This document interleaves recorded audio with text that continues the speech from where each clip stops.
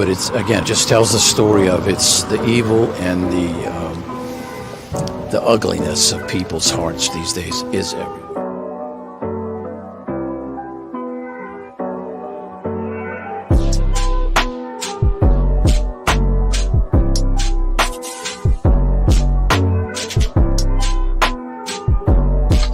This is Frankie Rose's Think Tank. Here's your host, Frankie Rose. Hey guys, welcome back to the Think Tank. Good to see you all. So, hello, Mexi. Pam, Miss Cyrus, Southern Gal, Pam. Did I already say Pam? Well, it's good to see you twice. So, what we're doing tonight is we're going to look at LTL True Crime and attorney Melanie Little. They did a stream on LTL's channel. Hey Perry, how you doing? And as far as this case goes, honestly, I'm finding him to be the absolute best information. So thank you to both of them. Hello, James. Thank you to both of them, and both links are in the description. So, I don't even know if this case, I don't know where it's going. It's crazy what's been going on. So what we'll do is, this was just on Friday that they did this stream, and it's awesome. So without further ado, let's check this out. Said it feels we're the only ones fighting for the truth of what happened to John O'Keefe.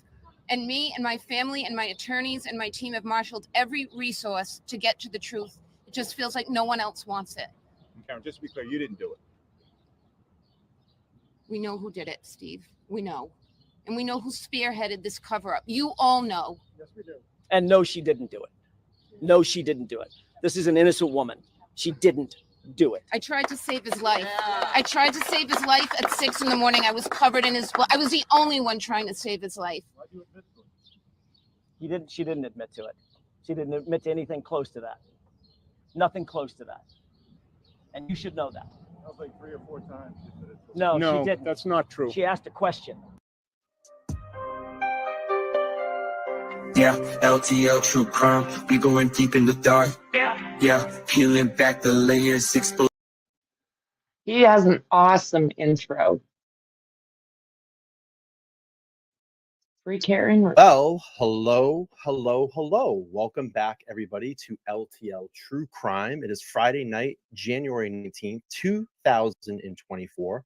I want to welcome everybody into the live show. I'm not an attorney, but I found an attorney over here that wanted to join the panel, and I want to welcome in Melanie Little. So welcome to LTL True Crime. How are you? I'm great, Brian. Thanks so much for having me on your show. This is going to be a lot of fun. Yeah, we were having a lot of fun backstage, kind of warming up and talking a little bit about tonight.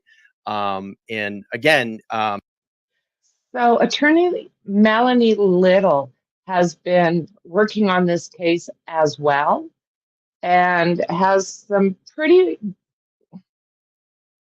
good takes. She has worked as a lawyer for 30 years on car accidents, and I'm sure we'll get a little bit more of a history on here of her, but she is incredible. You can catch her every once in a while on, I think it's on one of the programs. They get attorney Melanie Little, and then they get Jennifer Coffindoffer, and they both have 2 totally different takes on what's going on. And I've seen it get a little bit zesty. So we did not too long ago play attorney Melanie Little's side of that story when she got that dog bite expert in. So again, Brian from LTL True Crime and attorney Melanie Little. I love your work that you've picked up the Karen Reed case. I think we needed one for the team over here. And I love the way that you've been kind of dissecting everything.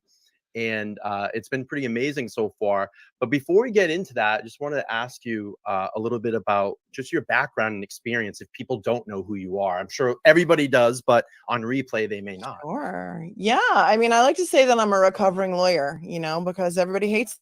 And if you're a lawyer, you don't like to admit you're a lawyer. So it's like, hi, my name is Melanie Little. I'm a recovering lawyer.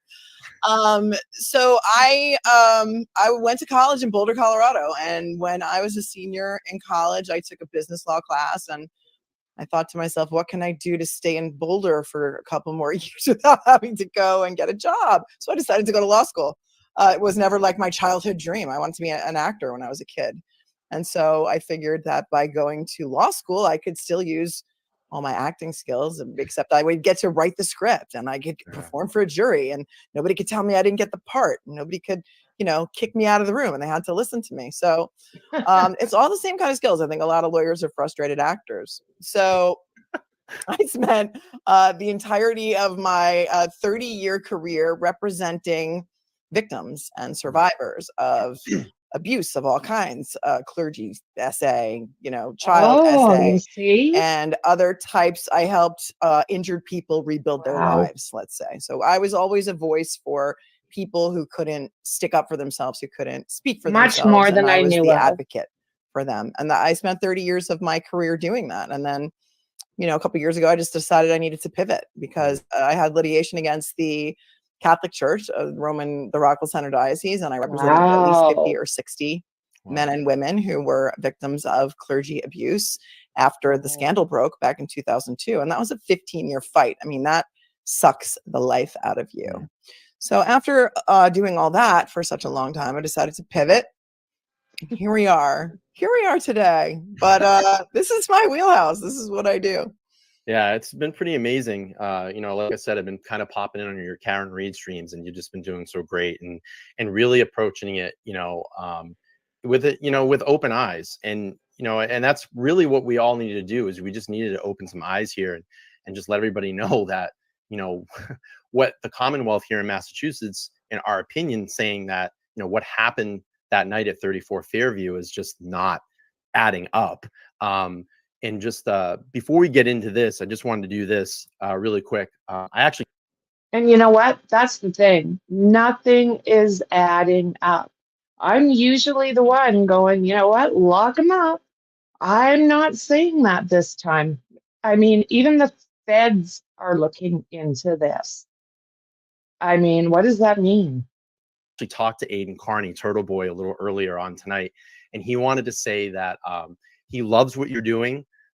He appreciates what you're doing, that you've been involved in this movement, and we all, generally, we love you. We love you that you've gotten involved in this. And he said that he enjoys the segments of you on Court TV when you and Coffin Daffer go back and forth. So, well, there's only been 2 of them, and it's funny because I knew who she was because she was on some other channels that I used to go on often. And I had been watching Court TV's coverage of this, and I didn't like the way they were spinning it. So when I was on a show with Vinny on a different channel that had nothing to do with Court TV, I said, hey, listen, why are you skewing this way toward Karen Reed? If you ever want to go at it or go toe to toe, call me. And I got a call 3 days later from his producer saying, come on the show. So Coffin Daffer was on the first time, and you don't get to script it. You get a basic outline of what you're going to talk about. And then people are like, why do you say this? Why do you say that? And then I knew she was coming on the second time. So I was ready. I was ready. And I thank you, Aiden, and best of luck to you. And everybody's rooting for you out here. So I see it. I see all the public support that you're getting. So Aiden is Turtle Boy. Absolutely. So let me just talk to you a little bit about Karen Reed, and just how did you hear about this case first, and how did you kind of get involved in dissecting it? Yeah. Well, I think one of my viewers probably brought it to my attention and said, you really kind of got to look at this case because it's crazy. And I always liked, I don't follow every single case. I don't do 4 streams a day and talk about 10 different, I follow the cases that I'm really passionate about, Most of them have to do with children because I'm a mom and I have 5 kids, and I've Whoa. been representing children my whole career. And so 5 kids. when I looked at this case, and I have a lot of friends and family in the area, so I know the area, I know Norfolk County very well, and I've been hearing about what goes on there for 30 years. And so Wow. that caught my attention. And then I started digging into it a little bit deeper and watching some of the hearings and just, the actual coverage, not watching anyone else's coverage, because I just wanted to see in the courtroom if it was really as crazy as people were saying. And I just couldn't believe the way this investigation was handled. I mean, everything about it, just my gut told me there's something going on here. This is just. Oh, it is like there are so many red flags. It's a sea of red. If this makes it to trial, I'll be surprised actually.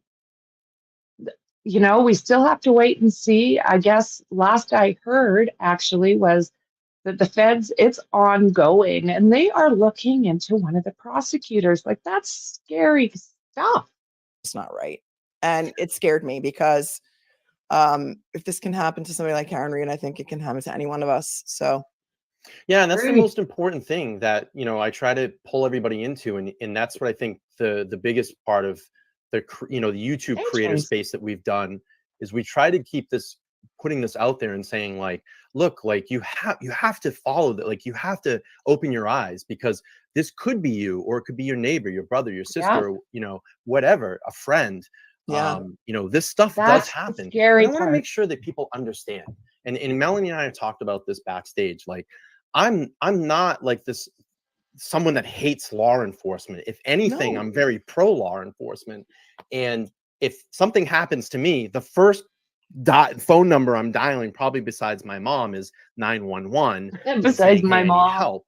And I think people get down on us and they say, oh, you're just bashing law enforcement. It's like, no, it's look into your community, find out who's running your communities, who's policing your communities. And there's nothing wrong with what is going on, peeling back the onion layers.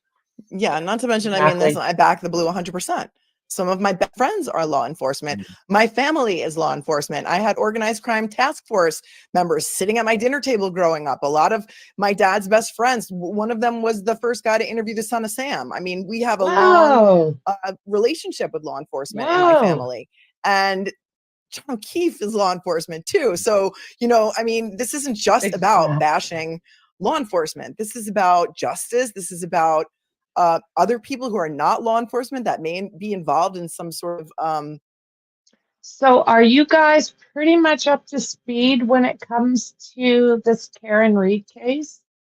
Because, oh my word, it looks, I'm glad the feds are looking into it. Let's put it that way. There's just so many things that make absolutely no sense. I don't think that he was backed over. I think that he made it into that house and was tossed out that way. I just do. I back the blue until I don't, but it's the individual, not the whole force. This is it. You want these people to be there when you need them.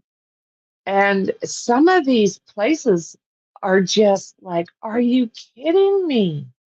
That whole house where this occurred, law enforcement, married to law enforcement, and it's gone sideways. And I almost think that they found somebody to pin this on. And it's just like, oh my God. I'm not usually into conspiracies or anything along those lines, but to me, this is corruption, not conspiracy. Thing that's happening there. But we do back the blue 100%. So when people call us grifters, because we're talking about this on YouTube, like we don't have lives during the daytime, right? Like this is not our full-time jobs. This is not what we do to survive, but it's something that we do because we're passionate about it. It's a little disheartening. I've never seen such vitriol from any case as I've seen from this case. It's the strangest, wackiest case. And I can tell you, like, as I've got more comfortable with the community and getting out there and meeting a lot of the people in the Free Karen Read movement, you know, you pull in so many different sex of people, not sex of people. And it's like, people just start coming at you, and then you don't know, like, who do I trust, or who do I talk to in this thing, and then you kind of start to get a feel for it. But it's like, it is very very polarizing. Here you go, right? And like, so polarizing. The twits, you know, the twits, like the spewing hate at us behind a fake name. Like, really? Like, what? Why? I don't understand it. Like, can't everyone just have a respectful opinion? I don't get it. Yeah. So when you started people looking are at Karen's assholes case, for the most you know, part. as an attorney and just kind of looking what you've seen so far, how would you assess its strengths and weaknesses? If you know, how would you kind of analyze this and say, okay, this is how I would attack this? Or I mean, there's so much, like, just from the initial investigation. I mean, who knows what happened in that house, right? Or outside that house, or in the backyard, or wherever it happened. Nobody knows except for the people who were there. But you have to look at the initial investigation, and everything that happened from the time that body was discovered forward is just, some of it is just beyond belief. Like, the way that investigation was handled, the way they had a leaf blower blowing the snow away, the way that the Massachusetts State Police now wants us to believe that the Canton police were completely incompetent because their however many hours long search did not find pieces of the taillight. And every single thing in the timeline that happens is you couldn't script it if you were going to write a movie. It's the craziest No, thing. exactly. You couldn't script it. So when I hear people on Court TV or wherever saying, that's ridiculous, it's so ridiculous that you'd have to have 100 people to cover this up, and you think they're all in cahoots and blah, blah, blah. No, you don't need that many people. No, it's about a handful of people. A handful. 2 handfuls. Yeah.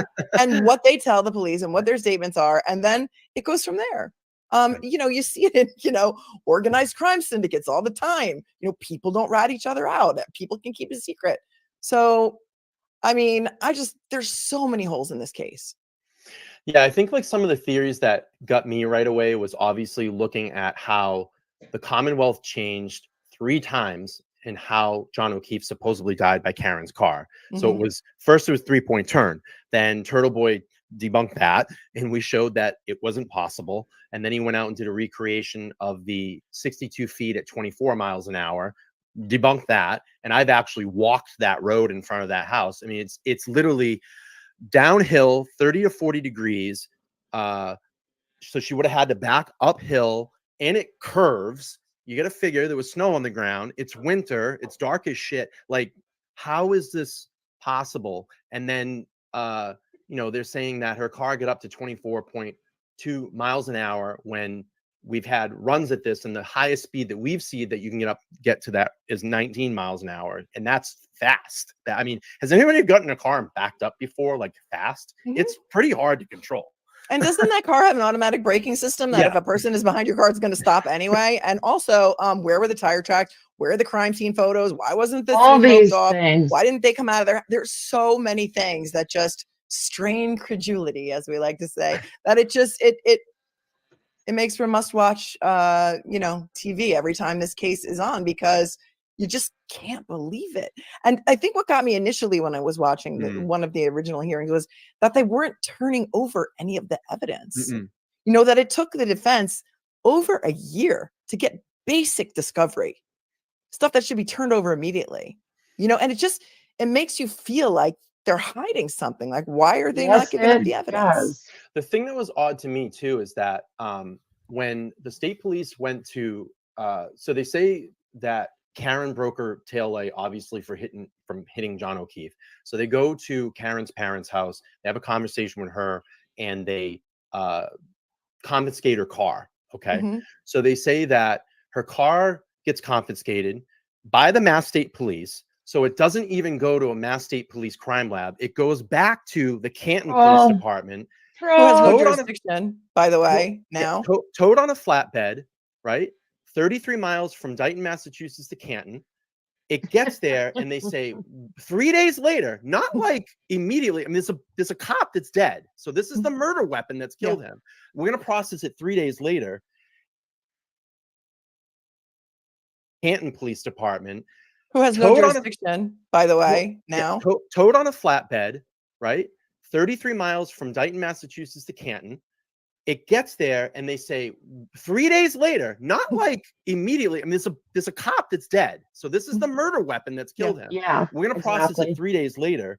And they supposedly find of cocktail glass pieces, because that was the cocktail glass that supposedly John had with him. Mhm. And they find it on the back He of the bumper, drank along with tail beer. pieces that magically glued themselves to this bumper in transit all the way back Right, to the right. like what? In a blizzard. In a Yeah, blizzard. And yeah. those pieces were still there. What was it? An enclosed flatbed? I mean, Right. I don't No, even like we it. have Just photos. it We have strains photos of it. credulity. And then there's a hair in the taillight too, but it wasn't really a hair.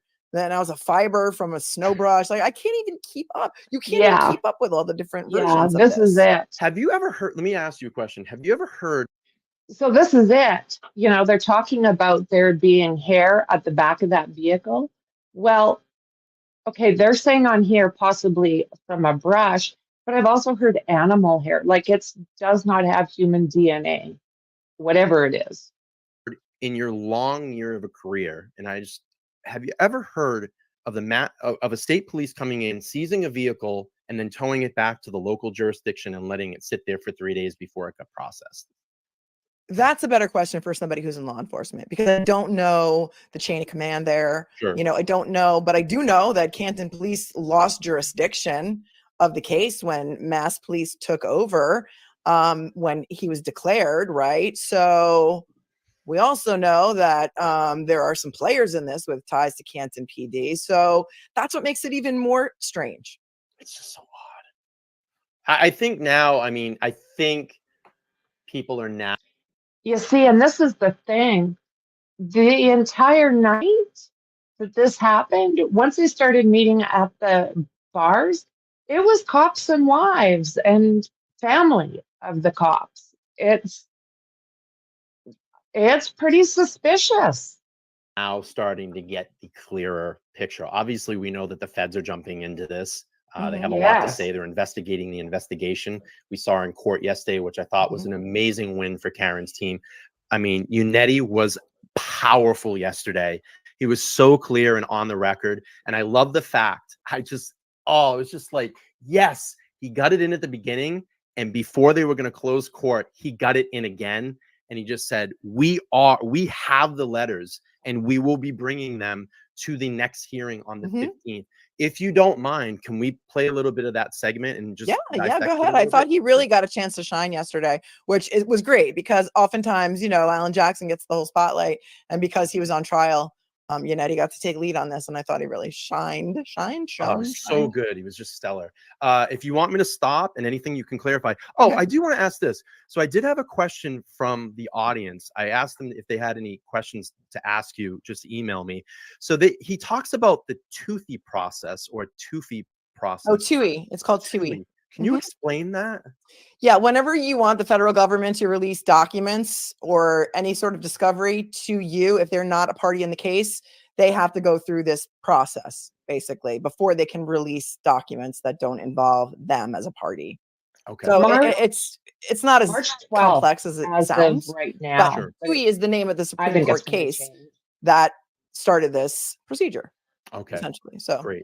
Let me just pull this up really quick. Dino's Ghost 499. Thank you so much for the 499. It just says, I loved the point Melanie made regarding no phone data. Sorry, it's a little mixed up. In Norfolk County, can't be both a sword and a shield. Yeah, I was using that about the Google searches, because they're trying to say that there's no way that Google search was made at 2:27 a.m. And by the way, their expert is Trooper Guarino. Like, what expertise does he have in cellular forensics, first of all? And second of all, like I said about the Brian Walsh case, like, how are you going to say in this case his Google searches were 100% accurate? They're timestamped, but for Karen Reed, not in this case. You know, And they don't. Exactly. Yeah, I was going to say, and we'll get to Jackson because I want to talk about the extraction as well. And I want to play that segment, but let's play this for everybody. And then we had a response from the Commonwealth. We'll pull that document up and read through that too. Yeah. All right. Oh, God, this segment's so good. Are 4 letters back and forth between the Norfolk DA and other agents, consisting of a back and forth between the Norfolk County District Attorney's Office and the U.S. Attorney's Office for the District of Massachusetts regarding whether the U.S. Attorney would release any information to the DA about their investigation. Category 2. Hey, four Tony. letters back and forth between the Norfolk DA and other agencies, wherein the Norfolk DA is complaining about the you, fact that they're American. being investigated and asking for the U.S. Attorney to be taken off that federal investigation.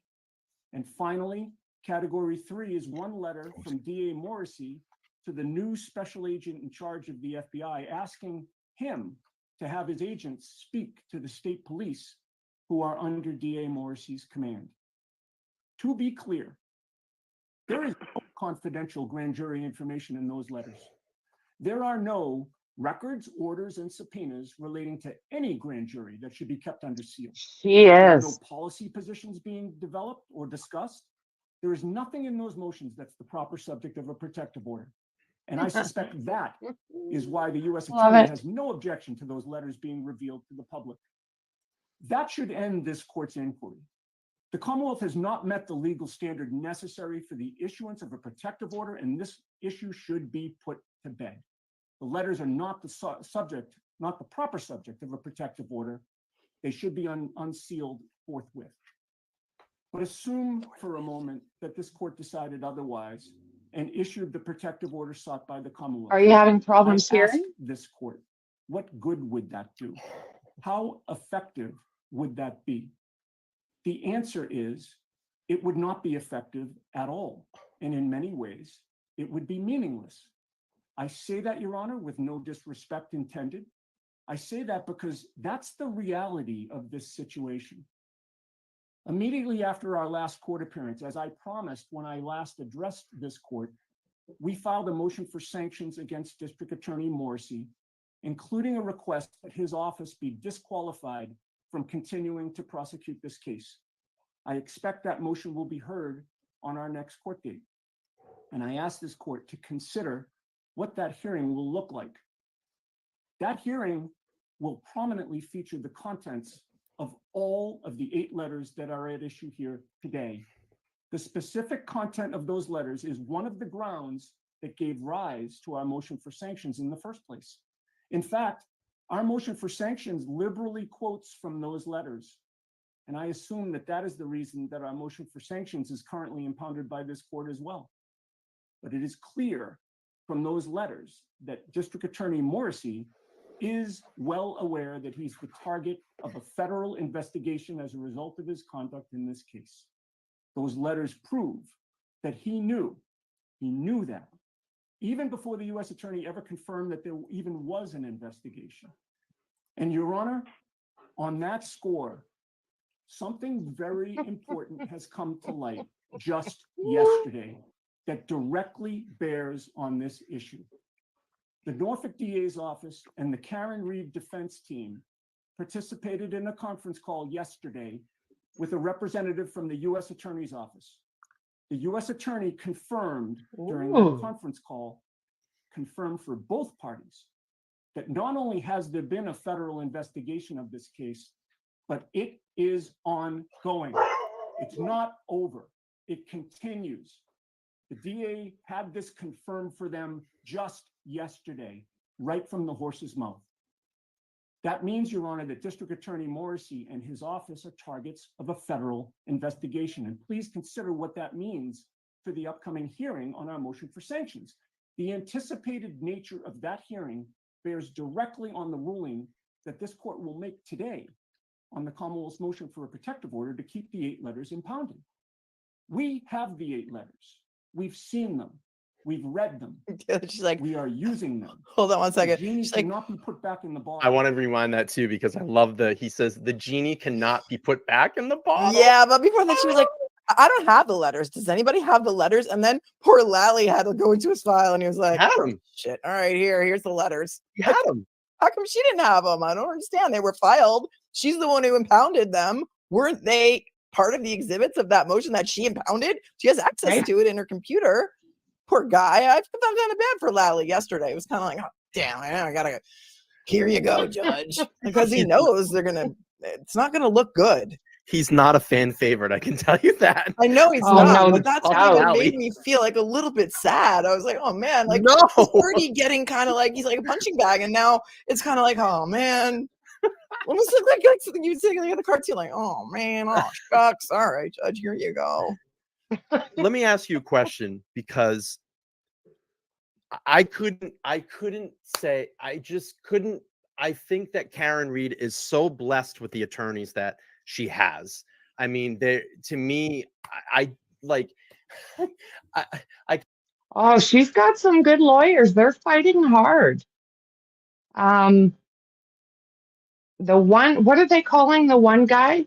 What is his action? Jackson? Was that what they're calling him? But yeah, they're doing a damn good job. keep going. If this goes to trial, which I don't think it's going to, I think it's going to be, but I can only imagine the cross-examination from Munetti and Jackson, where they just tear into the witnesses and you just see tears. I mean, I mean, she's very lucky that she can afford this defense, because look, if Yes. it was, any of us or somebody who Yeah. had no money, would be stuck with a public defender who's got 7 million cases and they can't really pay attention to this Yeah. one. I mean, Yeah. the Well, only unless you're reason that she's Culver's able going. to afford this kind of a stellar defense is because she's got the money to pay for it. And that's why she was trying to get some of that bail money back. No, they're holding $80,000 cash of her money that she needs to pay for experts and attorneys and everything else. But a regular person, like a nobody, like a bus stop person, would be either still sitting in the clink because they can't afford the $80,000 in cash that it cost her to get out on murder charges. I mean, who's yeah, been she's doing it? blessed, but that's because of who she is, because she's got the money. It's been the movement. Yeah. A lot of the movement has raised that Well, awareness. that's of the amazing. Karen That's Reed movement. amazing that people want to see. Almost close to $300,000 to help her. Wow. Yeah. Nice. Really, really great. The movement has been strong. And I just want to play that little segment really quick. Let me just pull this $20 super chat up. Thank you so much. She says, here's for the clip of Auntie Bev when she crushes over the Boston magazine attorney. It was so pathetic with that voice. Yes, she had a little crush on him yesterday. But I want to play the genie in the bottle. I want to ask you a question, because I found that segment so powerful. Jackson, and I like to analyze things. Mm-hmm. How does an attorney prepare for that? Is that something that they'll kind of run through, or is it just come naturally? Prepare for arguing a motion orally? Yeah. Well, like it's based on papers. So you've already put your papers in, right? So you're arguing what's in your papers, essentially. And you better know the case law too. If you're citing cases, which everyone, you have to have some case law to support your position. You better know the cases, because the judge might ask you questions. A lot of jurisdictions do not do oral argument on motions. They take it on papers and the judge issues a decision. So it's interesting that we're getting to see these motions argued, but that's how you argue. Just like we get on a show and do a show for 2 hours without scripting it, you know your case so well and you know what your arguments are that you don't even really need a lot of prep. Right. Because it's all in the papers and you know your case backwards and forwards. So you can get up and pretty much argue about anything. I just love that he got that on the record. He just crushed it and said, I think he was just like, I'm going for it today. I'm just going to get it on the record. Oh, well, wait till you hear what he says at the end. Yeah. That's the best soundbite. What that means for the upcoming hearing on our motion for sanctions. The anticipated nature of that hearing bears directly on the ruling that this court will make today on the Commonwealth's motion for a protective order to keep the 8 letters impounded. We have the 8 letters. We've seen them. We've read them. We are using them. The genie cannot be put back in the bottle.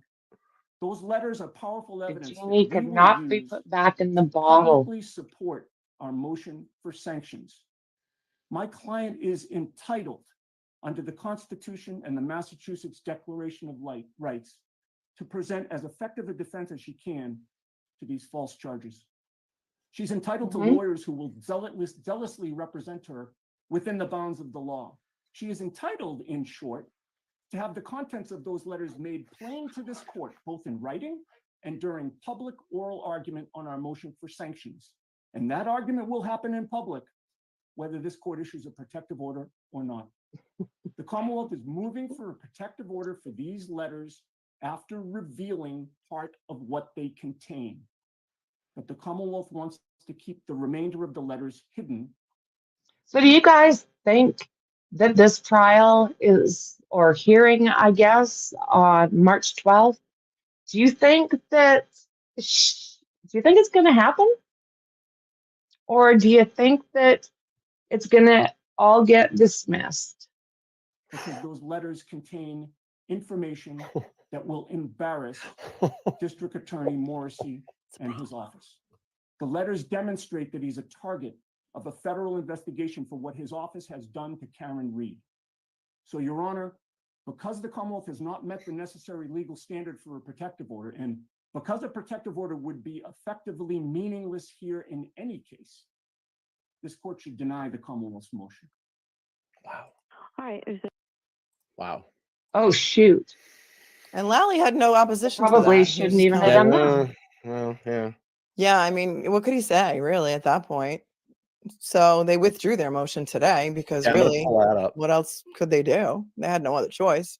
Yeah, let's The pull that longer up. they try and protect them, the more damning those letters are going to seem. So this is what we got from the Commonwealth motion to withdraw protective order. Oh, boy. I'll Sorry, just read friend. through it really quick. Now comes the Commonwealth respectively moves the Honorable Court issues an order vacating the protective order pertaining to the correspondence. A total of 8 letters between the Norfolk District Attorney's Office and the U.S. State's Attorney's Office for the District of Massachusetts and Norfolk District Attorney's Office and the U.S. Department of Justice. It goes on to say, while the Commonwealth's motion to protect the order is premised on statute in the law, in the case law, the Commonwealth now moves for the release of all correspondence and, oh boy, help me with that word. Blah, blah, blah, emerald. Where are we? Here.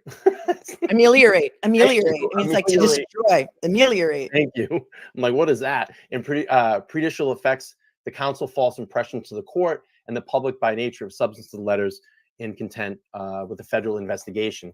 The United States Attorney's Office has indicated that they do not object to the public disclosure of these letters and took extraordinary steps to release the statement to rectify the misstatements by Attorney Yannetti on January 18, 2024, stating, "We are aware of the hearing in Norfolk Superior Court in the Karen Reed matter. In connection with this matter, at no time has the U.S. Attorney's Office named any person or entity as a target of the investigation to anyone.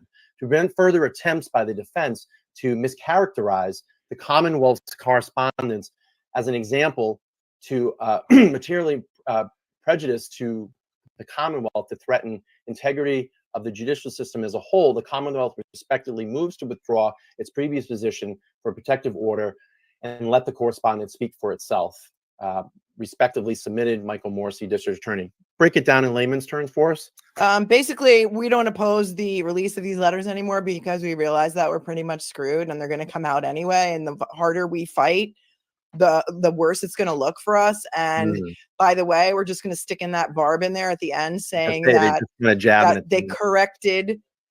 But if you go back to that for 1 minute, it's almost more, it's more important to me what they did not say, because what they said is that, you know, we're going to correct the record that the Attorney General or the U.S. Attorney did not say that there was any specific target of the investigation, right? The bottom here, you want to no say? time has the U.S. Attorneys named any person or entity as a target of an investigation to anyone, right? Because Yannetti said, well, Marcy is clearly the target. We know Marcy is the target. What he also said, which they did not correct, by the way, is that he said that in that conference call, he said the U.S. Attorney told him, and I wrote this down.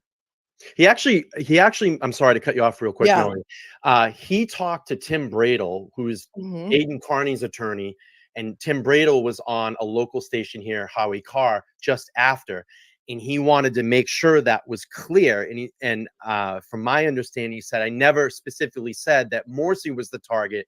It was just they were, you know, the DA's office was being of the target. Right. They're trying to say, if I'm understanding that specifically, it's Morrissey, correct? Or am I wrong? Well, no, that's what they're trying to correct here. Got They're it. saying it is not. We did not say that. But what Yannetti said something else that I found even more interesting. Sure. Yannetti said that during that conference call with the U.S. Attorney, the U.S. Attorney said to them, both of them, Lally and him, we're going to go through the, I quoted this because I want to get it right. He notified both parties that they would be going through the TUI process. Okay. That's where the TUI process comes in, to take the extraordinary step of releasing information from their investigation. Well, a person can only hope, right? I mean, oh my goodness. Sorry for the boo-boo there, friend. I wasn't even thinking until I was, and it was too late. Yeah, they are explaining it now. How did Jeannie get in a bottle?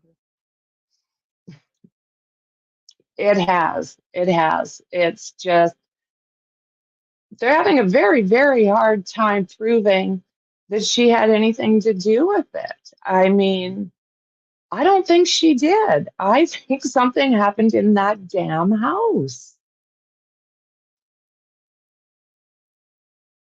Karen Reed is the woman that is supposed to be going to trial for backing up her over her boyfriend and deleting him, I guess you would say.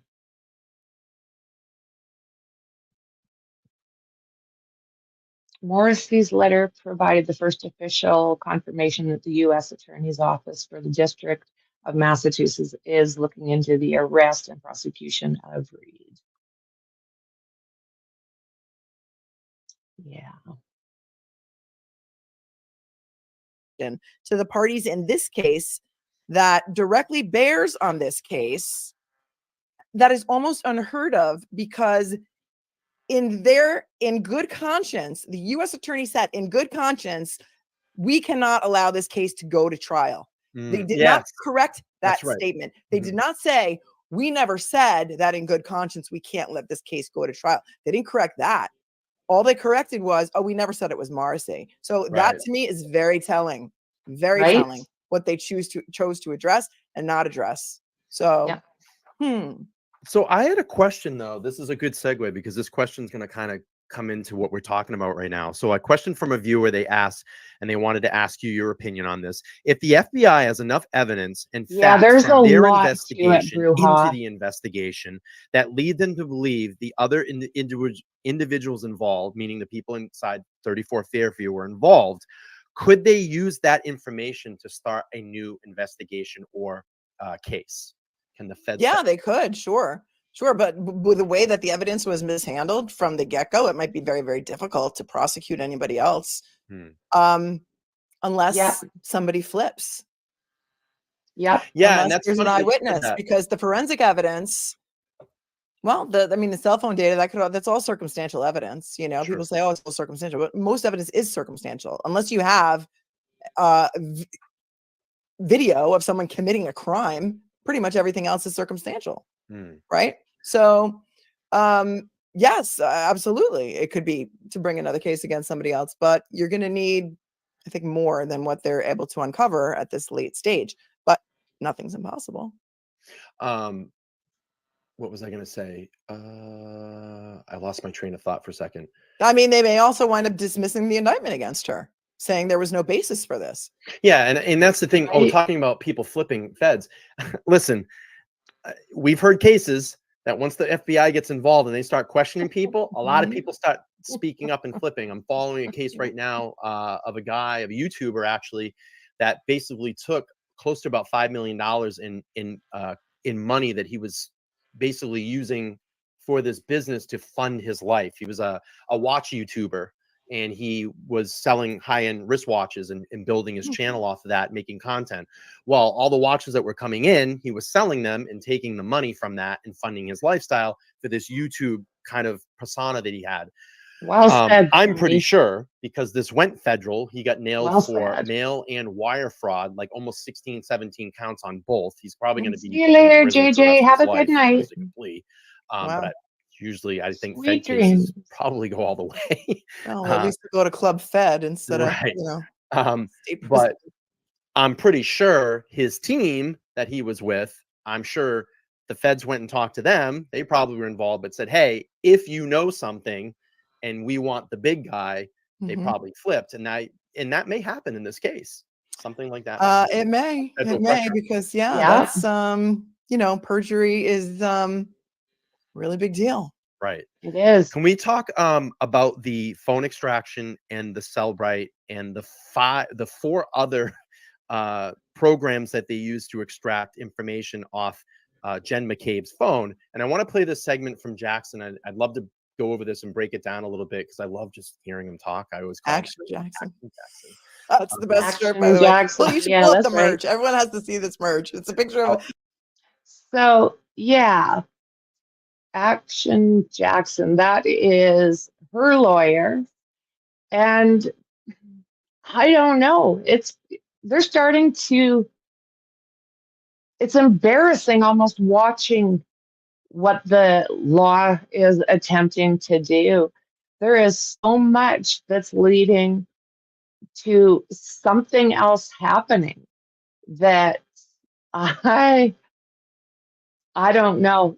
Nothing points to her. Nothing points to her. And I have a bit of a problem with that. You know, again, these two, what a team. You learn so much. Alan Jackson. I call him smooth as butter, and you call him and it's the greatest sweatshirt ever. Yeah, I'll pull it up after we get to the segment. I appreciate it. Yeah, that kind of came. I've just always been calling him Action Jackson. So, and his little statement. This one here, I'll play it. I love this. It makes absolutely no sense.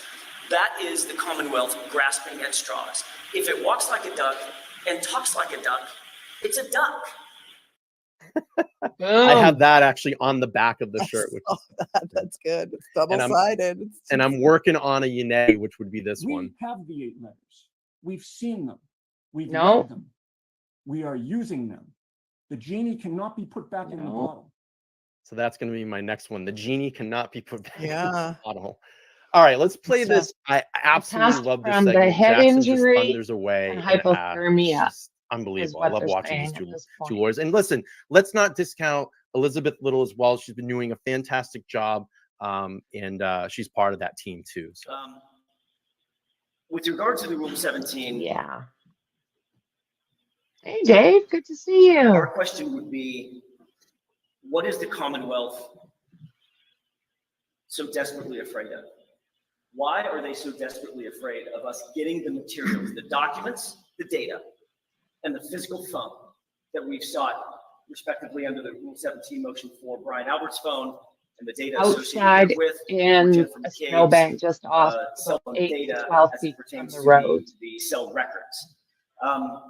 What are they afraid of? They seem to be desperately fearful that we're actually going to get to the truth of what actually happened on January 29th, 2022. In their motion, or in their opposition, they've indicated, Your Honor, there's nothing to see here. All of this was dealt with back in September of 2000. So he was found in a snowbank, just like right here is where he was found. So this is, they say, 8 to 12 feet off from the road. So how he would end up getting backed over and then landing over there, they haven't really been able to explain.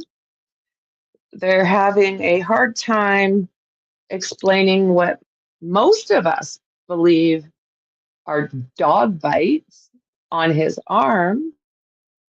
And then his knuckles are beat up.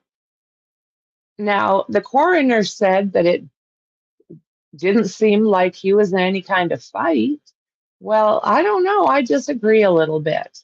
So, I mean, there is so much.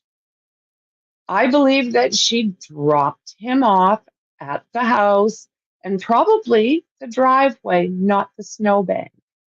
His Apple Watch shows that he made steps that actually went up 3 flights of stairs.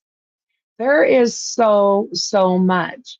But somehow they're trying to say that she was responsible. Does that look like being drug under a vehicle? No.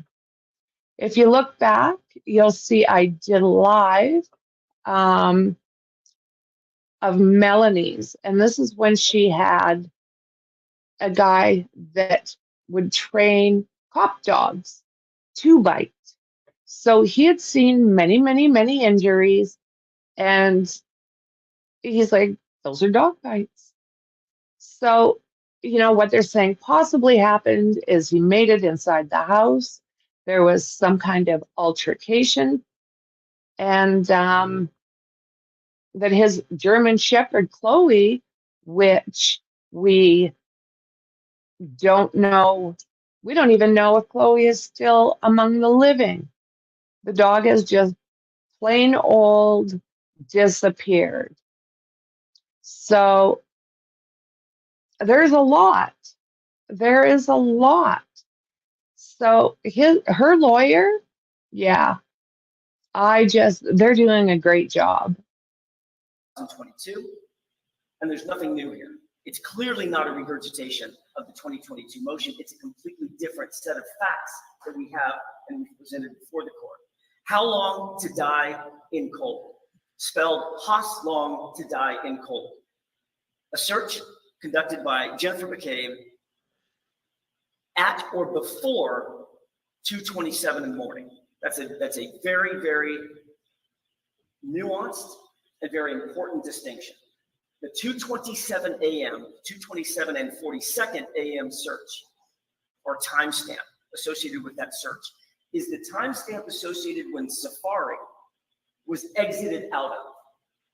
So she could have made the search and did make the search at some point just prior to 2:27 in the morning, some 3.5 hours before John O'Keefe was found dying in the cold in front of Brian Albert's house. That's new fact number one. The Apple Health data that establishes that John O'Keefe took 80-odd steps at or between 12:21 a.m. and 12:24 a.m. that he climbed the functional equivalent of 3 flights of stairs. Fact number two. Fact number three is John O'Keefe's phone pinged at or near the location of Brian Albert's house. That's not a coincidence that Brian Albert has 3 floors in his home, or did at the time. John O'Keefe's injuries, the injuries to his arm. Although those were mentioned in September of 2022, we didn't have Dr. Sheridan's report. This court has already opined on the relevance of Dr. Sheridan's report and his opinions and conclusions. That's new evidence. That establishes unequivocally that given the fact that those are dog bite, dog scratches, and those occurred at or near the time of his death, that means that those scratches occurred inside the house. Those bites occurred inside the house. Those injuries occurred inside the house. The dog was, according to Mr. Albert's own testimony, the dog was never outside the house. He was never in the front yard. So how'd you get dog Additional bite? new information. 7 separate phone calls from Jennifer McCabe's phone to Brian Albert. Counsel had made a very bold statement. There's no evidence in his moving papers. There's absolutely no evidence of any phone calls between Brian Albert and Jennifer McCabe on January 28th or January 29th. That is provably false. There were no fewer than 7 phone calls that we can prove, and we believe that the cell phone records of Jennifer McCabe will likely prove other calls as well. The court has to understand. So this is something else that's a problem. They're not getting their discovery. They're having to battle for every little piece of discovery. So they're going to get, if this is to happen, they're going to get to trial and not have their documents.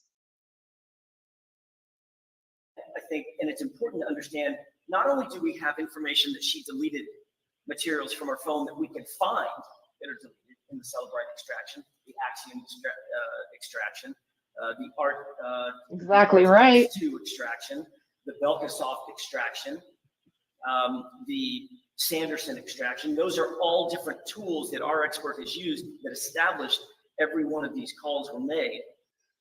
So here's something crazy about this, because I've been going back to the very beginning, because, you know, when you go through a case and it's so long like this, you tend to forget stuff.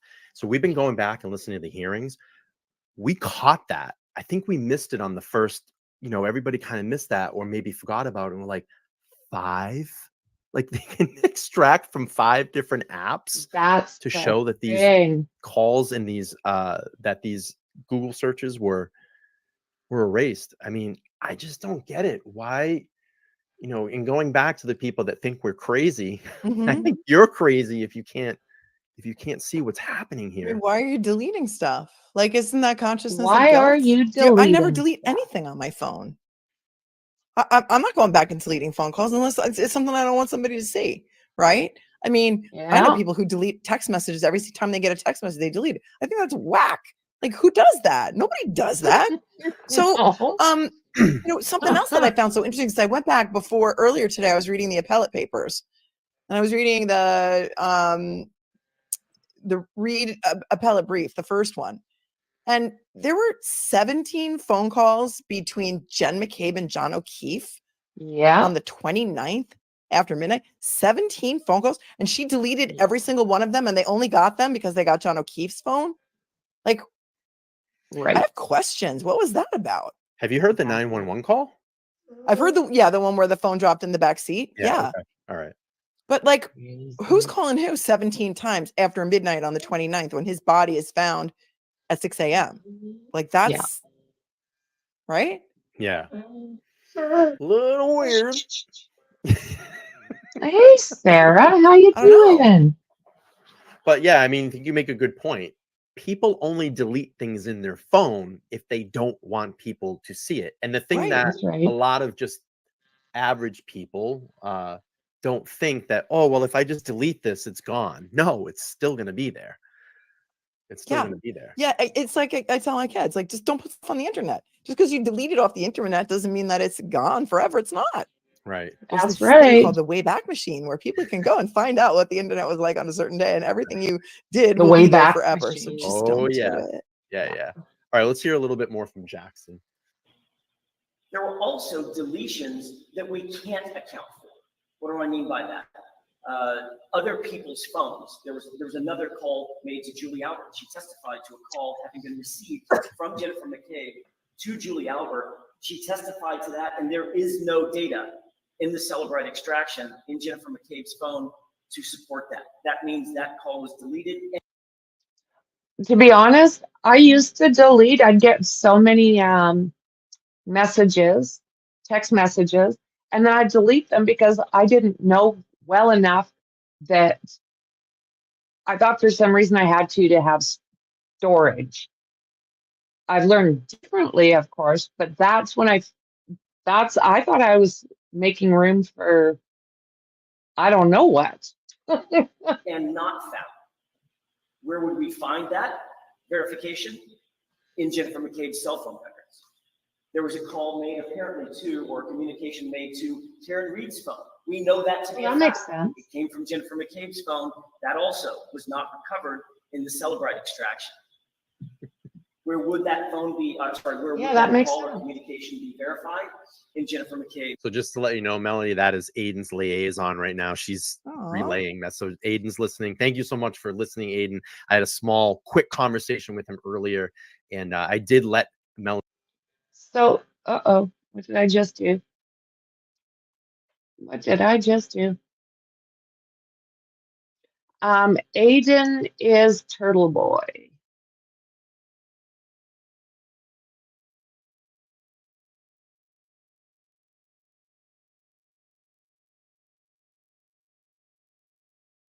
Times after midnight on the 29th when his body is found at 6 a.m. Where would that phone be? Where would There we that go. call or communication be verified? In Jennifer McCabe. So just to let you know, Melanie, that is Aiden's liaison right now. She's relaying that. So Aiden's listening. Thank you so much for listening, Aiden. I had a small, quick conversation with him earlier, and I did let Melanie know at the very beginning of the stream that you love the back and forth with Coffin Daffer, and you appreciate her work on this case because it's all about, you know, educating people. So yeah, that's all we can do. Absolutely. So Monica J, she says, thank you both for covering this case. Dream team. Melanie, you were so great yesterday. Thank you so much. Here's what I have a question for you. So somebody said at the beginning of the stream, and I don't know who it was because I don't have the power on my end to highlight the comments, but somebody said, how long before Brian and Melanie break the internet? And now I'm wondering, because there's 1,100 people watching, how many of them do you think are hate viewers? What percentage? What's What's the the over under percentage in on the the chat? percentage of the 1,100 people watching that are hate viewers? You type the percentage in the chat, everybody. We want to know. And by the way, I just want to just pause really quick before I get to this and just tell Melanie, thank you so much for doing this again. I appreciate it. We've had such a great time so far. And if you want to support Melanie, I have her link up to the top of the chat there. You can just click on that. Please subscribe to her channel, and all her affiliated links are over there. She has great merch too. And what's your saying on your channel that you always say? What say you? I have that. I have a strange credulity, because that was something that the lawyers kept using in the last. You say, "Come at me in the comments." Too? Come for me in the comments. Yeah, yeah. And then somebody did, but on Twitter, I'm like, no, I'm not a twit. I don't go on Twitter. Come for me in my comments. And then Steph says, "Hi guys, it's Drains. Yeah, and the hoodie shipped out today, Melanie. They'll be sold. Thank you so much. Yeah, that's great. Thank you. Thanks for the 10. All right, let's go back to Jackson really quick. We'll just let him finish this segment and opine on cell phone records. No, not a cupcake. The screenshot of Brian Albert. That's Brian Albert's contact information. We know that there was a screenshot taken on Jennifer McCabe's phone of his contact information. There's only one reasonable explanation for why she would take a screenshot of Brian Albert's contact information, and that would be to conveniently share that contact information with another person. We know the first half of that, that the screenshot was taken and deleted. We don't know the second half. But this information would reveal it, and we're trying to verify that. Again, this is all new information that was unknown to the defense in or around September of 2022 when we filed our first motion. This is very much not a motion to reconsider. It's a completely new motion for summonses pursuant to Rule 17. The Commonwealth has disputed nearly every one of the facts that I've presented. So what I'm going to probably do is there are a couple other streams that LTL has done that I think are extremely, extremely informative. So you guys do sub up. Both of their links are in the description. And I will probably go through the one on Celebrex next. The one that explains a lot of this information as far as Celebrex is concerned. It was very informative. This morning, and nearly every one of the facts that has been presented in the attached application. In doing so, the prosecution has clearly created the issues that have to now be resolved by the court. The court has the competing affidavits. I believe that we have made a valid showing of relevance, materiality. We have to have the information in order to propound and present the third-party culpability defense, which the court noted in its ruling on the Rule 17 motion. That's the one I'm thinking I might do. The animal control records. That's exactly what we're because trying to do. Because it's important for people to see this stuff. With relation to Brian Albert's phone and the data associated therewith, Jennifer McCabe's phone, which we already have, and the concomitant information surrounding that phone, which would be her cell phone records. We know that the cell phone is not complete. Her records would be more complete and paint a more complete picture.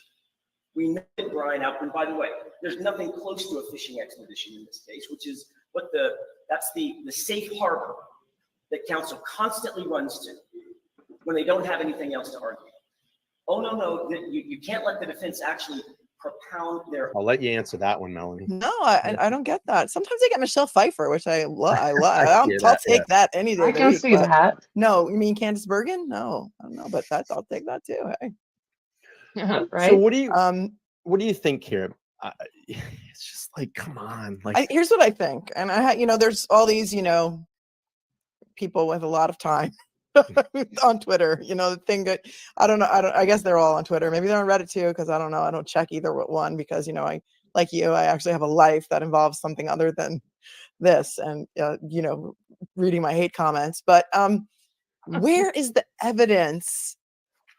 Karen Reed hit him with a car. Like, where is that evidence? Because that is the evidence that is glaringly absent from all analysis. and I debunked. I saw you did the dog bite show that I did. So good. And I've handled accident cases for 30 years. Yeah. He wouldn't even fit under that Lexus. Yeah. It's impossible that would have been caused by glass, this shattered, Yeah. mysterious cocktail glass that all of a sudden was on the scene. They never went in the house to see if there's glasses. Like, where is the actual? There's no pictures of any tire marks. He would have had to have been thrown 12 feet. You got Ryan Nagel, who's a disinterested non-party witness. I don't even know how long after the death they took his statement. But I'll tell you what, Karen Reed's team did is right away they got Lucky's statement within the month of February 22. So, you know, it strains credulity that nobody ever questioned Lucky. Sure is. So here's prosecution until years later. Here's some things that I put together. So they say that taillight hit John O'Keefe. You're seeing a man that's probably about that's a soft target that's going to hit. How the hell are you breaking that taillight? I mean, it's just because the cocktail glass is like a magic saber or something. Like, I mean, now, if you watch, there is a video where Karen is backing out of, I think it's John's driveway, and she bumps the car. When I first seen the video, I don't know if I didn't see the very end or what, but I didn't notice the car jumping. But you know what? It was hit and the car did jump. Now that would break the tail light. It just defies physics. It defies logic. Like what? He's holding a glass in his hand and it hits the glass and then the glass breaks the tail light. And then there's the glass is embedded in there and then the tail light breaks. And then what? Then she backs over him. And how does his arm get hurt? I still, there's just nothing. It's like we sit here and we try and analyze this and it just defies logic. And then these people on the other side, and I say, come on my show. And she says today, oh yeah, I'll come on your show once Karen Reed's in jail. I'm like, no, that's not the point. Like, come on now and really tell me what you genuinely think. Because the theory of the Commonwealth has changed so many times that I don't even know what they think happened now. Yeah. Exactly. Well, yeah, it's changed like 3 times because first it was a 3-point turn, which was debunked by Turtle Boy. So the 3-point turn was debunked. And then he went and debunked the 62 feet at 24.2 miles an hour. Have you seen that video? No. You want to see it? Yeah, sure. Somebody said in the chat here, something about he was drinking beers, and I noticed that too. He was drinking beers. Everyone says he's drinking beers. Beers don't come in a cocktail glass. But is there? Do you have the video of him walking out of the bar with the glass in his hand? Because there's a lot of mention of that, but I've never seen it. I've just seen the video of them with a couple of people at the bar, and they're just kind of chatting, and that's he's got a belt on, like they're kind of like cozy, and she's got his arm around him, and they look lovingly at each other. Yeah. And you can see his belt, but the belt is now gone. Yeah. So I haven't seen this video of him walking out of the bar with a cocktail glass because he was drinking beers. So I don't know. This video is like that's the way you guys do it in Boston. You serve beer. No, it's definitely not how we're drinking beers here. I don't think so. Like your bars close at midnight. What's with that? Yeah. I was like, they're closing? Wait, what time is it? Midnight? They close bars at midnight? What do you close at 2 there? 4. 4. See, I don't drink, so 4 a.m. I mean, I don't either, but I know like when I was in college, like the bars in New York closed at 4. Who knows after the lockdown if everyone they don't do that anymore. But so this will give you actually a perfect view of Fairview. Like I said, you can see the curve in the road, and it's you can't see the grade yet, but you will see it as so that's the fire hydrant in front of the house right there. Okay. Karen, so we marked 62 feet off, right? He's hilarious. So that's where Karen Reed started. That's where the back of her car started. Okay. And you see the line down there, the other line. That's where he got hit. Okay, so I mean that's 62 feet. So we have to believe, right, that the freaking car so it went. First of all, it curves. Notice how the road curves. So I hit the bumper. You guys can see down there the mark. I hit the bumper the first time I did this. I reached 14 miles an hour the first time I did it. I just did it again. I got up to 27. No, I apologize. 17 miles an hour, right? I got up to 17 miles an hour. Now that lady yelling at us, and then but 24, man. I mean, when I went from 14 to 17, I was a big jump. 24, it curves. Like I hit the fucking curb. There's no way if she, so let me guess, go stand down there, like where John was. So like, just, so Rich is John's height too, right? So she drops him off, right? Not in the driveway, by And the then way. for some reason he Mhm. stands Yeah. So here's in the another weird thing too.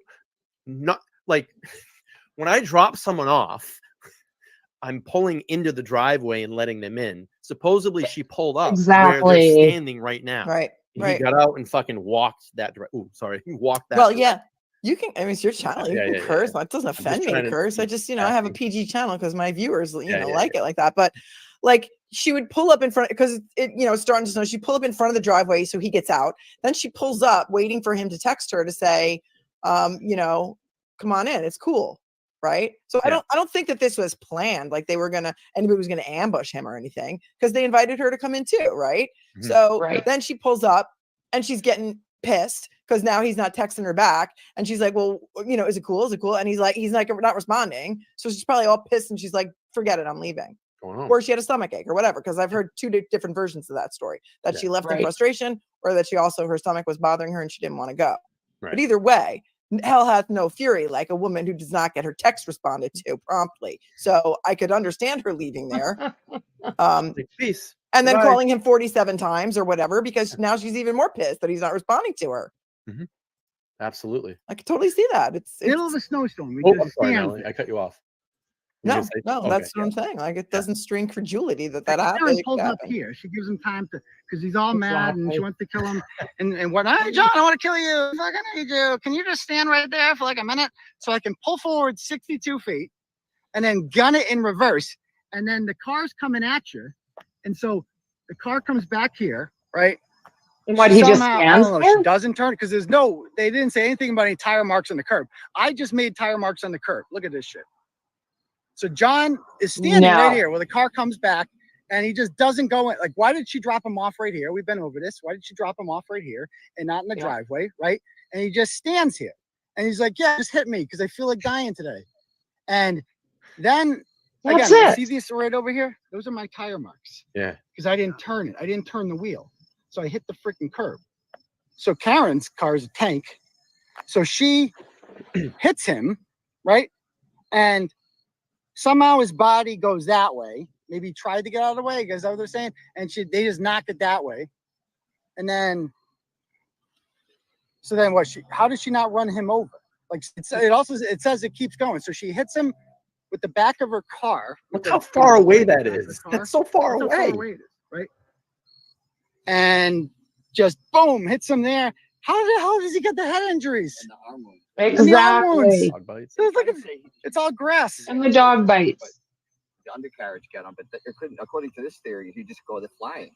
You know, Yeah. shoe comes off, hat comes off, Yeah. How do you get the scratches? How do Yeah. you get the scratches that way? dog bites.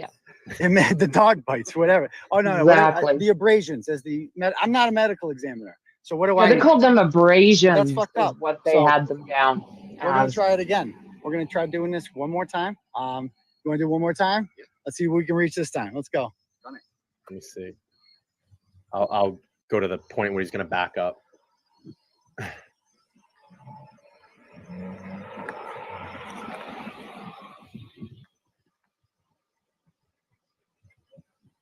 It just doesn't make sense. For like she's Mario Andretti now. Like, you know what? And like you could see the curve in that road. There's no way that she could have come close enough to the curb without being like a NASCAR driver, who's very experienced at that. Because And look at the hill. like he goes into the middle of the road when he tries to go straight. And it's on a hill. I mean, when you walk that, it's funny because Yeah. it's kind of deceiving in the video, but when you're actually there walking it, and I've walked it a million times, and it's like, shit, this is like a hill, and that Inside road that, curves really quick too.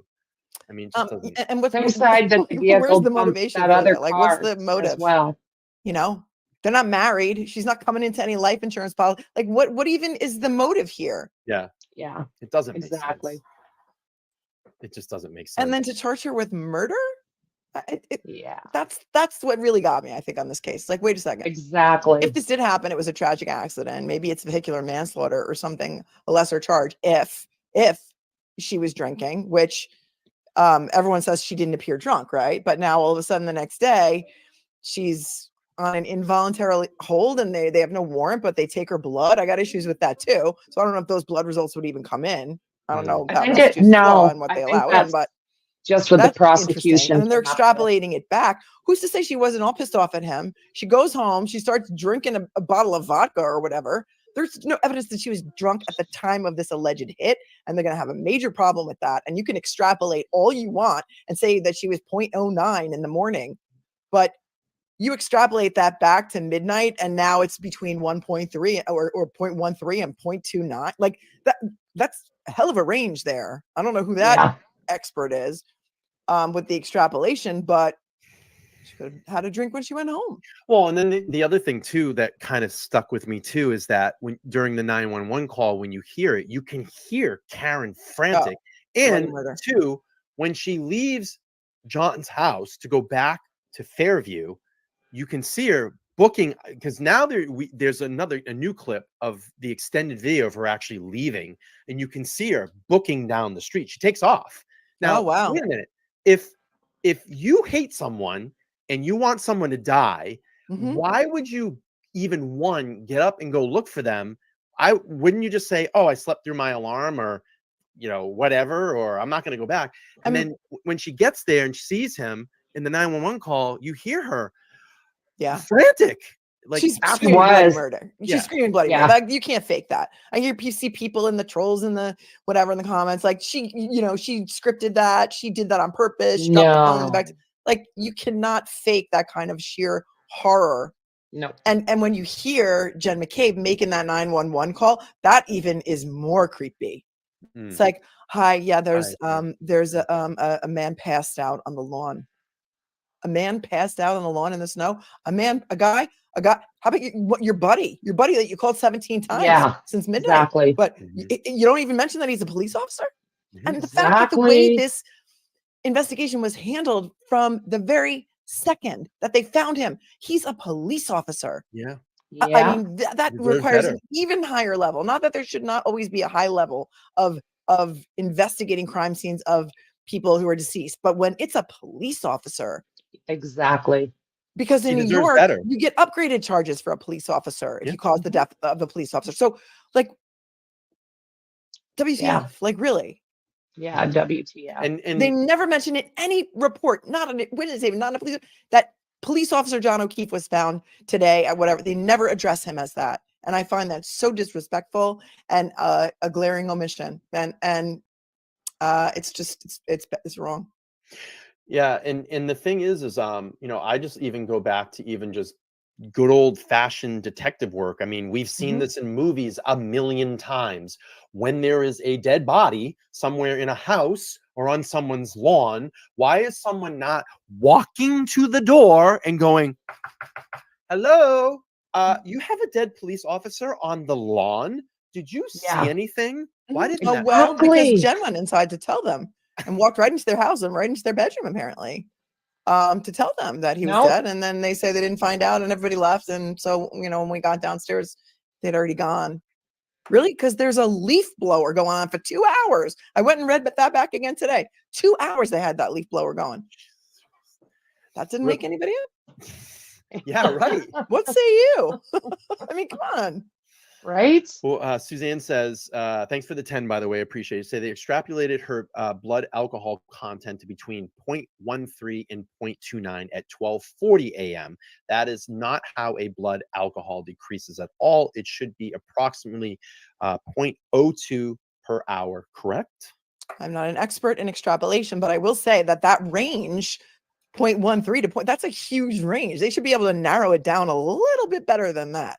Because that's like, I don't know what your legal limit is in Massachusetts. Like 0.08. It used to be I think they keep reducing it, right? So at one time it was 0.1 and then it keeps going down. So that's like saying she was like over the limit and then double over the limit. That's just way too far of a range. So I don't even know that evidence would come in at trial because we're not at trial yet and we may not get to a trial, but I have questions about that. Yeah. I had actually a quick question, and then if you don't mind, can we take some questions from the audience if they type them in for you? Okay. So now all that has happened, I felt like the hearing the other day was amazing. I think it was a very pro Karen, very much in good standings for Karen. So now that Yannetti has come out and said the letters, we have the withdrawn of from the motion from the Commonwealth, what is kind of happening now behind the scenes? Could you shed any light on that? Like what possibly could be happening? Well, those letters have now, I don't know if the judge, I don't know the time they filed the motion to withdraw their opposition, or, so were the letters released yet? Does anybody know? I'm sure they're on Twitter. Like, I'd love to see the letters. All that What do you I've think the seen is letters say? document that we read. That's it, that I know of right Yeah, now. so that was just a withdrawal of the motion. He's not going to oppose it. He's going to say, okay, release them. So now she can unimpound them. She might not do it because today's Friday, right? Mhm. So it may not be done until Monday, but I'm sure that those letters are going to say something like, hey, back off. Why are you investigating? Like, whatever it is going to show some sort of consciousness of some maybe wrongdoing.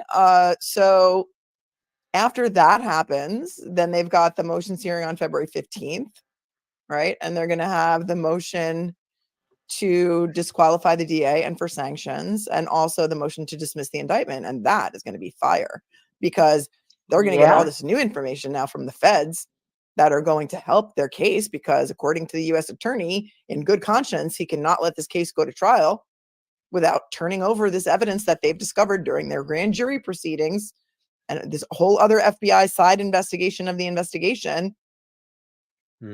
So that's going to be the date to watch. It's February 15th. And I mean, this is a dumb question. I don't know. Can the Fed step in and stop this now? Or can a higher court get involved and stop this? Like, how does that work? Well, I don't, again, Massachusetts, everything's kind of, different there, so I don't know specifically. And we don't like to hypothesize or pontificate. But let's see, based on what gets turned over, and they already have this motion to dismiss pending, right? So it's a motion to dismiss the indictments based on the grand jury proceeding, and the transcript of the grand jury is attached. So everyone who testified at Karen Reed's grand jury, all of their testimony is attached. So now what if all of these people, because we saw Colin Albert was served with a subpoena from the FBI to go testify. I don't think he testified at Karen Reed's grand jury. So what if the witnesses that all testified for her now came to the FBI's grand jury and testified a different way? I mean, that would make that motion to dismiss very difficult for the judge to not grant. So it's going to get interesting. Yeah. It's really interesting. Yeah.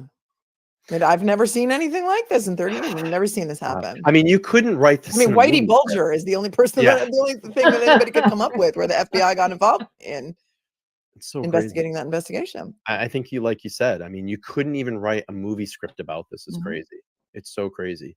Let's do this. Let's take some questions from Melanie. If you want to have a question, if you have a question for her, just type in the chat queue and then put your question and I'll pull them up. I can't get to everybody, of course, but we'll pull up some good ones here. So we'll give people a couple minutes here to type in and we'll take some questions. I did open up the chat a little more. I'm just trying to keep it on 30 seconds because if you just let it go, no, you can't see anything. Right, exactly. This Momo sucks. There's 1,100 people in here. We got to slow it down a little bit. Yeah. So, yeah, February 15th will be the next hearing, which we're super. Oh, okay. Yeah. So here's a question. What do sanctions actually mean? It's like a punishment. Usually it's money. Yeah. Usually they want money. Money sanctions or some other kind of public embarrassment punishment. It's like a punishment. Oh, here's a good one. Melanie, if you were part of the defense, if you could question one person, who would it be and what would you ask? Oh, man, that's a good question. I think if I would, Jen McCabe would be my go-to witness, I think, on this, right? Right? Yeah. Why were you awake all night? Why were you, a lot of questions. Why were you Googling that at 2:27? Why did you go into your sister's house? Did you call her from the car? After you called on, when you called 911, why were you so calm? Why didn't you mention that it was your friend? Why did you only mention that it was a man passed out in the snow? Why did you then sneak into your sister's bedroom after, did you call her on the phone from the car? Because, we have your cell phone records right here. So, you could lie, but then we'll impeach you with them. And then also, why did you, when you told Karen to come to your house in the morning, because you guys are going to go look for John, why didn't you call your sister then and just see if he was there? Why didn't you call her? Oh, but you did call her because we have the receipts. Oh, yeah. And then why did you, instead of just going straight over there to look for him, why did you then insist that you drive Karen back to John O'Keefe's house where she just left from and knew that he wasn't there? But why? Why did you do that? And then why did you get in a different car to go? Like, there's so many questions that I would have for her. Can we get a mic drop in the chat, please? Like, and not No even like doubt. maybe, who knows what she was thinking, but I want to know what she was thinking. And I think just from her testimony alone, you would have enough reasonable doubt Thanks for a jury to stopping say, by, Shauna. Always good to see you. Have a great night. jurors don't leave their common sense at the door. You know, you come into jury duty with all of your experiences and your life and everything that's happened to you, and you have certain opinions on certain things, and you're not going to believe the BS. You know, you're going to be like, okay, yeah, that doesn't really make sense. It just doesn't make sense. Yeah. Like, where's the dog? Where's the dog? How do you just why did they sell the house so get early? get rid of your family pet? Yeah. You know, like, and yeah, and selling the house. And like, I'm not even saying that what happened to him would have caused a lot of blood, let's say, right? If you bash someone in the back of the head with, let's say, I don't know, like a plate from a weight set, right? And you bash him in the back of the head and cause a skull fracture, there might not be a lot of blood, right? We see this on things all the time where you smack somebody in the head with a baseball bat. Like, there's not always a ton of blood, right? But the whole thing, like everything, you just add everything up. It's the cumulative effect of all of the evidence or lack of evidence or evidence pointing in another direction that just makes you say, huh. I agree. Yeah. Right. Rick has a question, says, could the feds get the ring footage from Albert or across the street neighbors? You know, that's what we're seeing right now is all of these motions to get all of this discovery from people who are non-parties. And that's why it was so hard for them to get Brian Albert's cell phone records, because he's a non-party. And like, the judge just really doesn't want to give anything. That's why they had to do an appeal on, they had to go up on appeal for that, for the Jen McCabe records and stuff. And so it's hard to subpoena somebody else's stuff. But here's the thing also, it's only stored for a certain amount of time. So if it's not time, if you don't get it or try and get it right away, I think it's gone. I don't know how long Ring keeps their footage. And I think the neighbor, who is also a Canton PD, right? Yep. Said either his footage didn't show anything. Yeah, it didn't work. Didn't show. He said, but I think what he said was it didn't show anything. Right, it would have the direct site to where Karen's car was pulled up. It would show, and or where the Ford Edge might have been pulled up at a certain time. Right? But it didn't show anything. But if she hit him right there, it would have shown that. So again, absence of evidence. So Midlife Nancy asks, can a witness perjure themselves if they never signed statements? Great question. Such a great question. And no, the witness will be like, that's not what I told him. I didn't tell him that. There's no recording. None of these statements were recorded either just with audio or with video. None of them were signed by the witnesses. So they could just say, I didn't tell him that. I can't help what he wrote down. It's like when you go into the hospital, right? And you tell them how you were injured or what happened or how many beers you had, and they write it down. Like, you're not in control of what they're writing down. They might have misheard you. Yeah. You know, if you didn't make that record, you didn't write it down. So they can perjure themselves based on what they testified to in the grand jury, because that is a sworn to proceeding. They're under oath. 100%. Right. But at a grand jury, it's only one side. It's only the prosecution. The defendant's not there and the defense attorney is not there. So they used to say in New York, you can indict, a grand jury in New York would indict a ham sandwich. Famous quote by Saul Walkler. That's great. So Heather asks, when this doesn't go to trial, when can they go after everyone else? So it's really a speculative question because we don't know what's going to happen. You know, obviously the outcome here, we want Karen to walk out of court on the 15th and it gets dismissed. Let's just say that does happen. Right. We'll just scenario this. If that does happen, now who goes in to investigate the portion of like the people inside 34 Fairview? Well, it's going to depend on what the FBI has found out during their investigation. Maybe they found out maybe they've got very strong evidence against another third-party culprit, because that's the defense here, right? They could be arrested that day. They could be arrested you imagine that? The second that her indictment is dismissed, they could go out and arrest somebody else. They could arrest somebody else now if they have the reason to believe that they could flee or hide or run away, and then dismiss her. So anything can happen. This is like edge of your seat kind of stuff right here. It's crazy. Yeah, this is a good question. And we'll go to midnight. Can Karen sue the Commonwealth after this?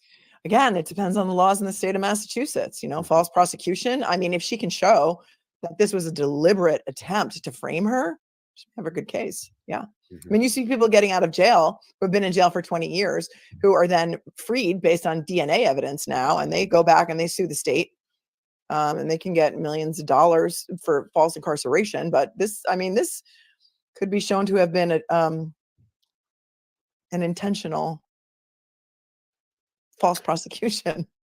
Yeah, real quick, it says what Keith asks, what are the questions? The focus is Proctor, not Morsi. Could be. We have there's a lot of possibilities here. It's like spin the wheel. You know, it's like throwing a dart at a dartboard, you know. There's a lot of potential targets here. So, you know, listen, the DA works with the evidence. Great that job. Thank you, Fran. law enforcement gives them, right? They're not Well, going thanks out and for doing your their help, own investigation. So they're going to base their prosecution based on appreciate the you. evidence as it's brought to them by law enforcement. And here's the case, and here's everything we have, and here's all the evidence that we gathered, and here's our statements, and here's all this. And then the district attorney decides to prosecute the person, and that's their case. So it's based on what's given to them. Yeah, it's a good point. He says feds are going to come in with the geofencing, and then it's game over. A lot of people forget about that stuff, the geofencing. I haven't done a big deep dive into that, but it's basically just going to corner everybody together, and they're going to say you were all there. Yeah. And you know, a perfect example of that, and I always point this out, if you want to watch amazing testimony about geofencing and I'm losing the name of it, but just data in general. And I'm breaking this down into very layman right now, and I know cast information. I'm sorry. Go watch the segment of the Murdoch trial where they have the FBI agent that actually talks about cast and geofencing. You guys remember that? Puts Murdoch, like I think 6 inches from the murder scene at all times. It's amazing testimony. I've actually thought about bringing that up because I don't think people realize nowadays how important I think cast information going forward in the future of law enforcement and trials, how important that's going to be, because guess what, we carry these things everywhere. I know. Listen, if you're going to do something, leave your phone at home. Why is everyone so stupid? Like, everyone knows this. We watched the Murdoch trial. Snapchat is what did him in my opinion. All of this social media is bad. It's bad. All these electronics, bad.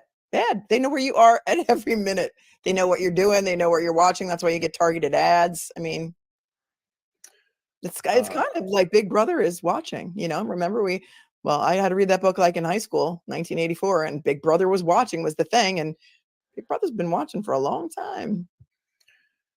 Let's see. There's cameras everywhere. Nick says Proctor only got geofence for Google and not Apple phones. Yeah, I heard that too. Androids, right? Okay, here. Court and says, you knew that everyone had an iPhone. Court says, I thought the feds wouldn't prosecute a murderer. Who would prosecute the third-party culprit? Well, it would have to go back to the DA's office, but then they're going to say, but the DA should be disqualified because they're clearly biased and they completely bungled this, so send it to another county. I'm not sure. Again, that's all Massachusetts procedure, and I'm sure that a Massachusetts attorney would have a better answer, but yeah. The Logic asks, how do we even know how fast she was backing up? Where's that evidence coming from? Yeah, I don't know either. Where is that evidence coming from? That was just their theory? I think it's just their theory. But wouldn't they be able to extract that probably from the actually CPU in her computer in his car as well too, to see if it made any start and stops or hits or anything? I mean, that would be all in there under that data. So, and I think Jackson has talked about that in one of the hearings, the extraction of the car data, because that's big in cases too, especially with automotive vehicle accidents, and I'm sure you've probably dealt with stuff like that because you've done auto tells you a lot. Yeah. I mean, I would think that it would be in there, and they would have that black box info, and they would say it shows that she hit something Right. at this specific time, and you would think that it would be in there. And maybe the FBI or the Attorney General would take over the investigation of the third party culprit because it was a police officer. Mm-hmm. Suzanne asked Melanie, can we remove qualified immunity if the parties involved knowingly committed crimes in their case against Karen Reed? I think that's a question that would. So what do you guys think? Pretty informative, don't you think? I don't know. I'm learning lots, even watching this for my second and maybe even my third time. There's a lot of information, a lot of punch in this video. And yeah, I think that Karen's probably got a massive army behind her at this point. Would require way too far long of an explanation, and we don't have enough time on the show, Suzanne, but it's a great question. Let's see real quick. Double says, if this is intentionally done, can the DA and the officers involved lose their qualified immunity? Yeah, I don't know. That's Again, awesome. this is like Massachusetts law, right? And Massachusetts really is unique in its laws. I mean, Massachusetts is one of 4 states in the United States that does not recognize the journalistic privilege, which there was a hearing about the other day for the Boston Magazine notes. Right. So I don't want to give you the wrong information because I'm not admitted to Massachusetts, only New York. So right. And then just real quick, Nancy asked, does the DA have immunity? Immunity from what? Yeah. You know, if it's found that he prosecuted this in bad faith and he knew that she was not guilty and somebody else was guilty, they can go after him. He can be disbarred. I mean, there's a lot of issues here. Just trying to go back and see if I have a couple more questions. Let's see. Into the hooska with his sorry ass.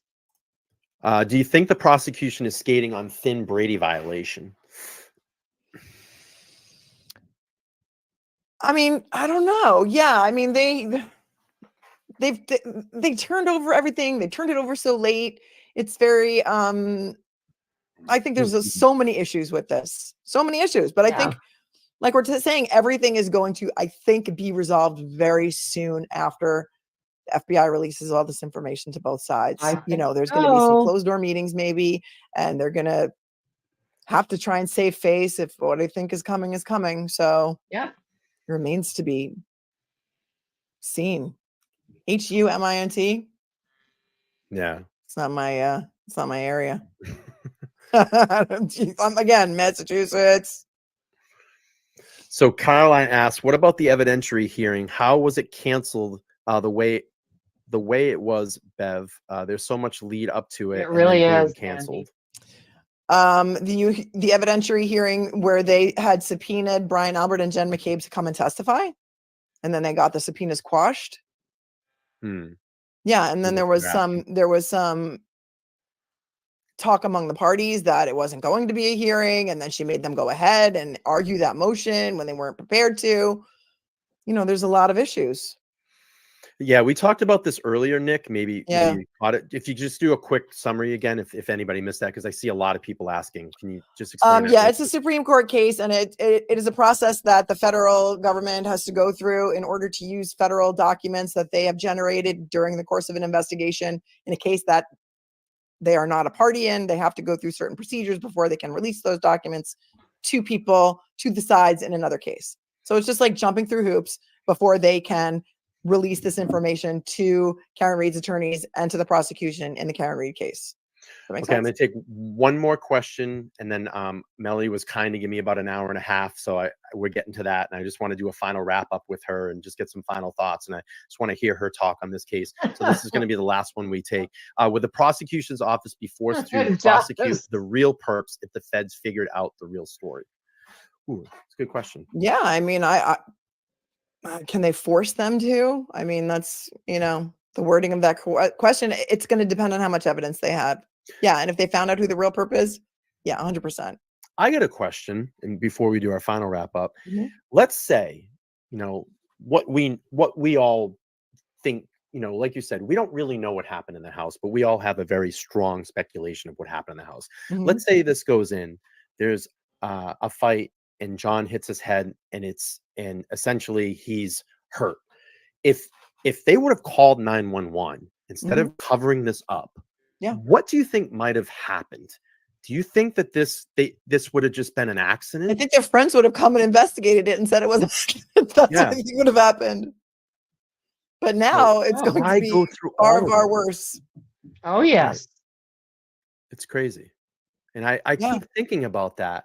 When did the point did it, in my opinion, get too crazy? And then now you're covering it up. You know, like Right. Probably could have just stopped at one point and said, look, he fell back, he hit his head.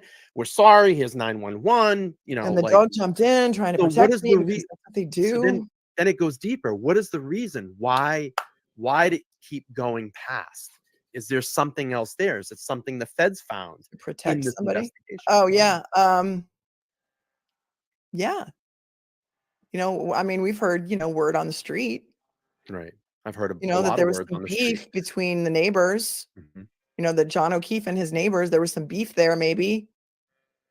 I've heard a lot of theories. You know, maybe he was being investigated for something and they wanted to make him not investigated. Maybe, you know, there's a lot of stuff that we don't know. And that's why I don't like to speculate, because we've all heard the rumors. But if that can be, if that stuff can be proven, it goes to motive, right? Oh, real quick. You know, why did they hide the fact that Colin Albert was in the house? And now Jennifer Koppendorfer last night said a 17th, like she's admitted almost that he was there. And she seems to have a lot of inside information on this case, a lot more than we do. So, and please don't bash her personally. Please don't, please. Yeah, of course. She and I disagree on things. We have differences of opinion, but there's so much vitriol involved in this case, and like mean people just coming out of the woodwork to just be mean to each other. It's terrible. I have to admit though, I did love the segment you did, and just at the end, she's like, when you kind of got her at the end, and she's like, did I do that, or she did that? She's like, you got me this time. Koppendorfer was like, you got me this time. I don't know. I got to go back and watch the reactions, because I kind of watched it. I didn't really watch it because I showed it on my channel, but I wasn't really watching it because, you know, when you were there, you were on like 10 other things, and it's like so nice to be on someone else's show and not have to like do anything except just talk and like not worry about everything that's going on. So real quick, we'll do this and we'll get a final thought. Danielle asked, you know, autopsy tell how much blood someone has actually lost? That's a great question. Yeah. I'm not a medical examiner or a doctor, but I would think that I don't know. I really genuinely don't want to give you the wrong answer to that question, but I would think that based on the injuries, they would be able to ascertain blood loss or how much blood would be caused by these injuries. But, you know, you're talking about a fractured skull, not a lot of blood back here, you know? Right. It's not like in the Idaho 4 where there were slashings and knives and blood spurting everywhere. Like that murder scene was covered in blood. Yeah. If somebody falls and smacks their head, you see people like crime scenes where people fall down the stairs, right? And die because they whack their head on the bottom of the stairs. Usually that's not a bloody scene. Kind of like boxers' injuries when someone gets hit. You know, if you ever watch a boxing match, no, you know, those injuries. I know what you're saying. Those injuries were very close to. I don't like that. Yeah, but right. All right. Quick final thought. If you can rate Karen's team 1 to 10, what would you give it? Oh man, they're getting 10s from me. I feel like we're holding up the sign like the Olympics, you know, 10, like for the ice skaters. I mean, I think they're doing a fabulous job. I really do. Yeah, I can't say enough nice things about them. And no, they're not paying me to make these videos. Why do people think that? And I want to make sure that everybody understands. I did not pay Melody for this. She wanted to come on and do this, and she's sure I'll come hang out. So a lot of people go, "Oh, you pay good." No. I was in Cancun with my sister, and I was like by the pool, and I saw you tag me in a post, and you were doing the review of the dog show. I said, "Oh my God, check this out. Like this guy's doing a reaction video to my video. That's so cute or hilarious or whatever." And then when we got back to the room that night, we watched it and she's like, "Oh, he's so nice. He's so nice. You have to go on his show." Because I think you said during that show, "Melanie, if you ever want to come on my show." Of course. So then she's like, "You have to go on the show." So Jules, thanks for that. And Yeah, so that's how it happened. No, we don't.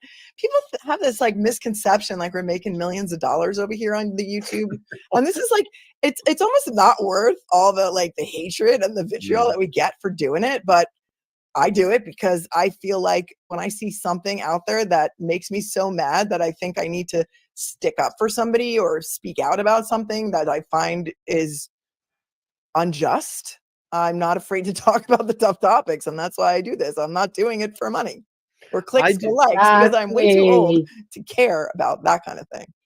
So I do this because my friend did not get justice in his case.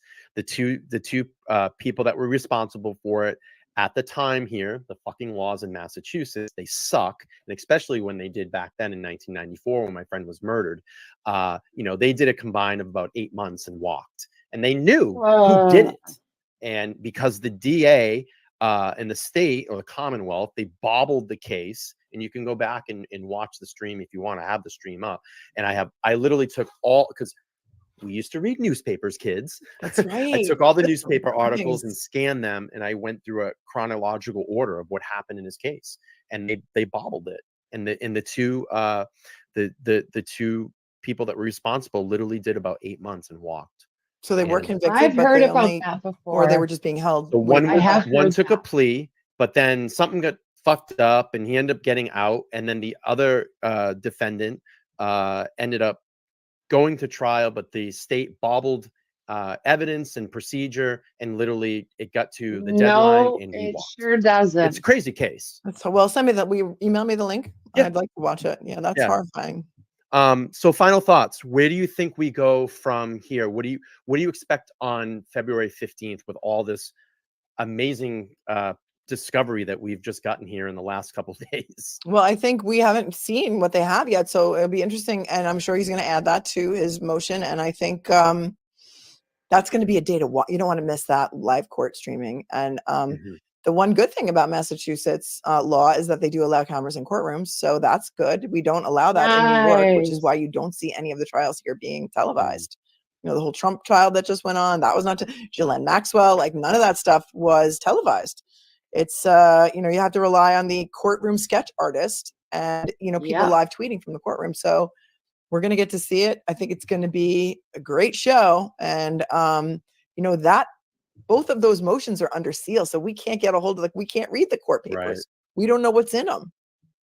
And it could be explosive. And the reason is because I think there's so much in there that they don't want crazy YouTubers like us getting out there and, you know, making crazy conspiracy theories or something, you know, fucking it up tight like Fort Knox. Oh my! I will be there in the court truth. in person with the Karen good. Reed supporters. So I've been out there the last couple of court dates and filming and talking to all the locals down there. It's great because I only live 20 minutes from there. So see you next time. you know, Yes, it's been an honor and privilege to meet with all those supporters and getting to know them. Thanks and know for their coming stories. in and adding. They to all this have the individual stories of how and why they got involved in this, and they're just really staunch, die-hard supporters that will go all the way to the end until Karen Reed is free. You know, and I think it's just great. I mean, and it's because people don't like this, because people know this could be you. Yeah, this could be you. And when Jennifer Coffenhofer's like, who is she? She's nobody. No, she's everybody. She is us. She's we the people. She is. You know, she is we the people. Carrie H, thank you so much. This is my queen moderator. and friend and confidant. Yeah, and friend and confidant. I appreciate it. She's a huge supporter of my channel. She says, thank you, Melanie, for sharing your expertise and opinions. This was an awesome collaboration. Yeah, sure was. Amazing. Thank you, Carrie, for all the work that you do. I have one question for you and for the chat. Because, you know, I handle true crime like you do. And historically, since I started my channel 6 months ago, my YouTube gives you tons of analytics, right? Almost like too much analytics, like you're inundated with data. And my channel has always been around 90% women, 10% men. I have noticed since I started covering this case, a lot more men are involved and interested in this case than most other cases that I've covered. So my male viewership has gone up by at least 10%. And I'm wondering, to the people in the chat and to you, why do you think that is? Why do you think more men are interested in the Karen Reed case than they are about like the Long Island serial killer, Jody Hildebrandt, and Ruby Frankie, and other things like that have been, so, Idaho 4, Adam Montgomery, I think for things like me, that. I think for me, the reason that I got attached to this is I went through and not saying that it's domestic violence, but I went through a lot of domestic violence in my childhood. I saw it in front of my face. So I I'll saw read how them when a this is woman finished. was We'll go mistreated through them. by, in my case, a man, but in this case, it's the system. And I think that's what really attracts me to it, is that, I just think that, and I think just the evidence as well too. I mean, just seeing everything, you're like, this is so impossible, Yeah. And I think, like I said, it's just I feel for I think her in that so. position, and then it goes back I to think my it's friend, bad there. I being think it's murdered, and I've bad. been through suicide. I've been through suicide. My brother committed suicide, so I've been through all that pain and Oh, yeah. anguish, and I know what that does to someone in their life. And it's just like, you got, like, no one's fighting for this woman. They're just like, she fucking did it. She's guilty, and it's not true. That's just not true. And I think someone needs to stand up and fight for her and be a voice. I Because mean, I love it that the men are, yeah. getting out there with signs, and a lot of people in the chat are saying it's because it involves police officers, because Karen's hot, Sure. because Turtle Boys skews towards men, and so they got interested in it because of him. But a lot of people are like, and then one of my mods is in here, and he says, because a lot of us who follow true crime are retired law enforcement, and we see what's happening here with this investigation, and we're offended by it. So interesting. I think the internet, the power of the internet has done some pretty amazing things, and it's done some pretty shitty things too. But I think that the great thing about this is that we can come in and have a public forum like this to discuss these things and get this information out to let people know, because this could be your community. This could be your sister, your brother, like someone said, your mother, your son. And a lot of people nowadays don't fight for their rights. And especially here, I live in an extremely liberal state, and I'm not trying to get crazy with politics here, but we know how thick the system can be here. And it's if we don't fight back and we continue to let these courts push us around, the only thing that we are able to do at that point is bend. And you can't, because when something is wrong, there's nothing wrong with you standing up for it and fighting for it. Right. There's just nothing wrong. Sorry, my passion's coming out. No, I know. I get that way too. So my New York accent comes out. But Charlene in the chat says John O'Keefe is your brother, your father, and your husband. And that's the way I feel too. Like, all right, not only is this woman being railroaded by a whole bunch of tough guys, right? And apparently all of these people went to high school together. And I read it somewhere that they were like high school royalty, right? So remember, like, every mean girl and every dick that you ever met in high school that are all like, and it's still like that. Like, people, I guess, never leave that town. And so there's just this like sense of entitlement. Yeah. And like there's never been any ramifications for our behavior. So why should we change our behavior, kind of thing? And you look at it as an outsider and you're like, what is going on here? Like, how is this allowed to happen? And I don't want to discredit Turtle Boy at all in this, because he's the one that blew this wide open and did amazing investigation and gave us this stepping stone to continue to do this, what we're doing, I went to his team and said, what can we do to help? And they just said, keep talking, get more people involved, collaborate, get this out there. Because the more people we can reach and get, like I said, get eyes on this, it's only going to help this case. Because we need to wake people up, and again, I'm not against the system. I'm not against law enforcement. I'm not against any of that. But there is something majorly wrong in Karen Reed's case. I mean, for Christ's sakes, sorry, the feds are involved. Like, wake up, people. That never happens, you guys. It never happens. It never happens. So it's really very vindicating and very validating, I think, for all of you guys who have been screaming about this case, and Turtle Boy has been screaming about this case for a long time. I hope that there's some comfort in that, at least for now. But hopefully justice will be served. for John Yeah. O'Keefe, because really that's what Yeah. this is about. And he Mhm. is a police officer. So where's all this, like, somebody came into my comments today and said, I'm very offended because you talk a lot about police corruption. Like every other word out of your mouth is police corruption. And I'm like, no, that's based on one case of the Long Island serial killer. So when people say this could never happen, I say, yes, it can. I've seen it in the Yes. Long Island serial killer case. It can happen. It does happen, Yeah. and it will happen again. Not that it happens all the time. There are wonderful cops, just like there are wonderful lawyers. There are bad doctors and good doctors. There are bad priests and good priests. That's right. But until somebody talks about it and exposes it, it's just going to keep going in the wrong direction. Right. That's right. Okay, I think Aiden's that's our live on the cue. glare. Aiden's Oh, live on the thanks, glare Suzanne. right now. Okay, thank you so much for letting. Oh, let's see here. Do you guys want to see the letters? There's 3 of them. Each of them are short, but we can definitely take a peek at them. So 3 of the 8. Let's see here.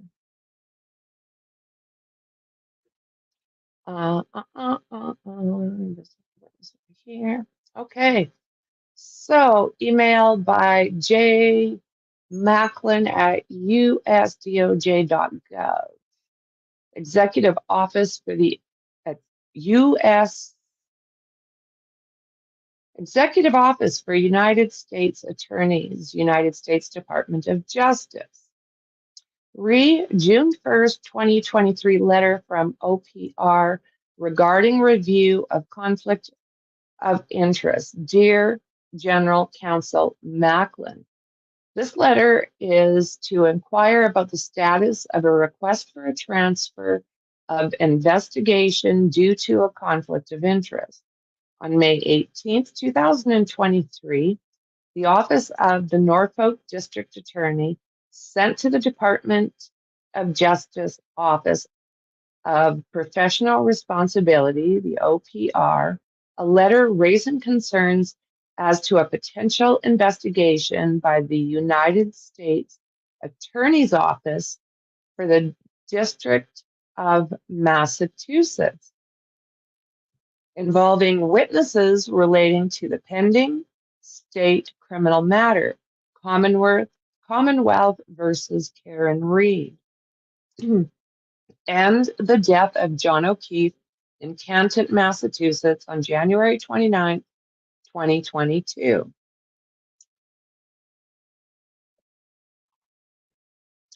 This office has subsequently received a June 1st, 2023 letter from Jeffrey R. Ragsdale, counsel for OPR, reflecting that to the extent that the letter indicated that the pending grand jury investigation should be reassigned, the appropriate office to address that request was the Executive Office for United States Attorneys, EOUSA.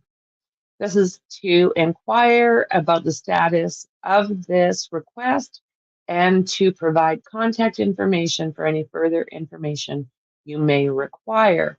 If you have any questions or are looking for any additional information, I may be contacted as set out above. That's letter 1.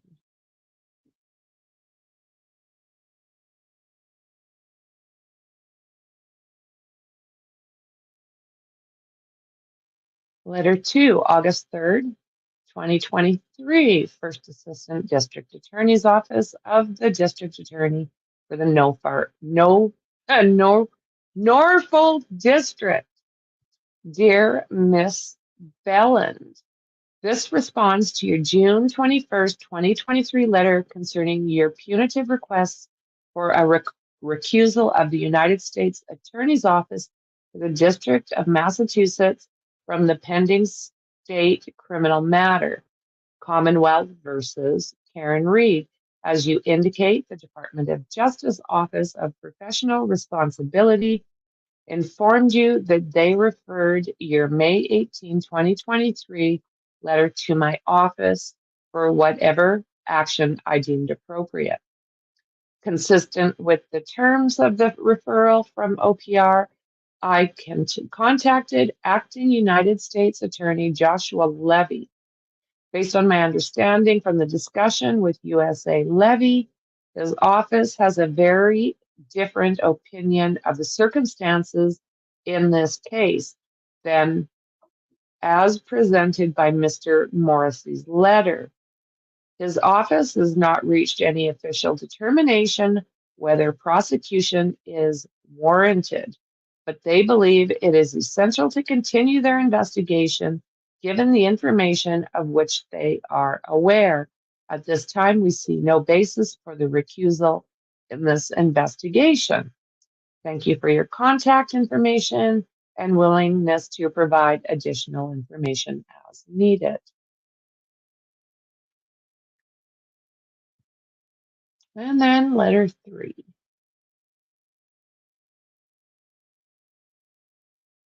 The Federal Bureau of Investigation, Boston office, November 22nd, 2023. Dear SAC Cohen, it was my pleasure to meet you at the State House for the governor's press conference on hate crime enforcement. I wanted to again extend my welcome and best wishes to you and your roles as the Boston Special Agent in charge, and look forward to working with you in the future. I also wanted to renew this office's offer for your agents to speak to the state police who were involved in the John O'Keefe Canton M investigation. My first assistant district attorney also mentioned our willingness to talk to the FBI to the acting U.S. attorney in a recent phone conversation. If you would like to have your investigators talk to the state police, they can contact Detective, Lieutenant Brian Tully. And this comes from Michael Morrissey, Norfolk District Attorney. So, yeah, there wasn't really a lot. So I don't know where all of this is going to lead. The 15th is an important date. I have to agree. We'll stream it, even if I have to put something else for a later time. But I don't know. To me, nothing is making sense. The math ain't mathin'. There is now what they call a movement to investigate what is happening with Karen Reed. So, the next little while could be extremely interesting. But I will keep everyone posted the best I can, and we'll continue to do the lives on Karen Reed for the next while until they get things sorted and we know what's going on. Hopefully they drop these charges and